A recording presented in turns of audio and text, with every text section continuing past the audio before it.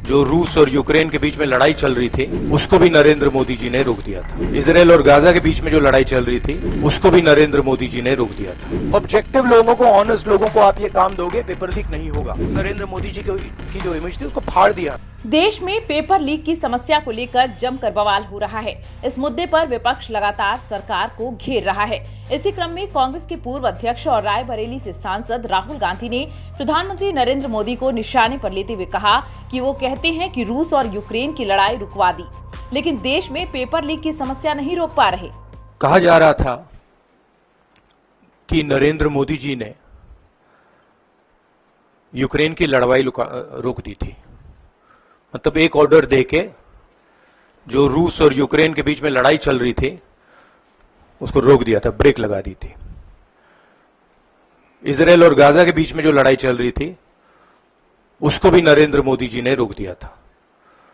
मगर किसी ना किसी कारण जो हिंदुस्तान में पेपर लीक हो रहे हैं उसको नरेंद्र मोदी रोक नहीं पा रहे हैं या रोकना नहीं चाहते हैं।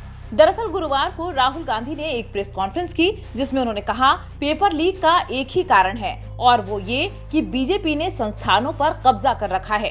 जब तक यह नहीं रुकेगा पेपर लीक होते रहेंगे।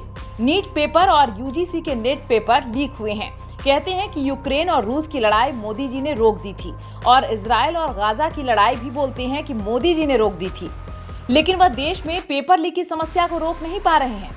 राहुल गांधी ने हमला जारी रखते हुए आगे कहा, जैसे मध्य प्रदेश में व्यापम हुआ था वैसे ही नरेंद्र मोदी व्यापम को पूरे देश में फैला रहे हैं।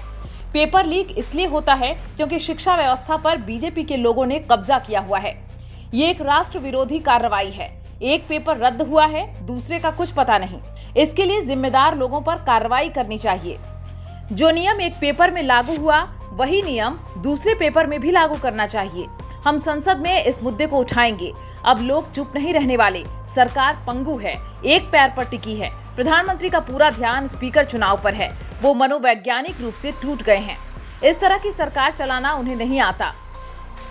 नुकसान स्टूडेंट्स का होता है।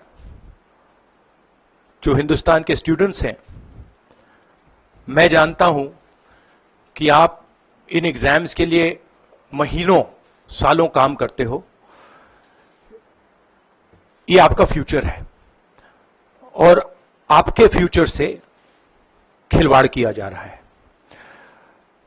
मध्य प्रदेश में व्यापम हुआ और अब उस व्यापम को नरेंद्र मोदी जी और उनकी सरकार पूरे देश में फैलाने का काम कर रही है। बनारस में उनकी कार पर किसी ने चप्पल फेंक दिया। पहले कांग्रेस नहीं डरती थी, अब देश में कोई नहीं डरता।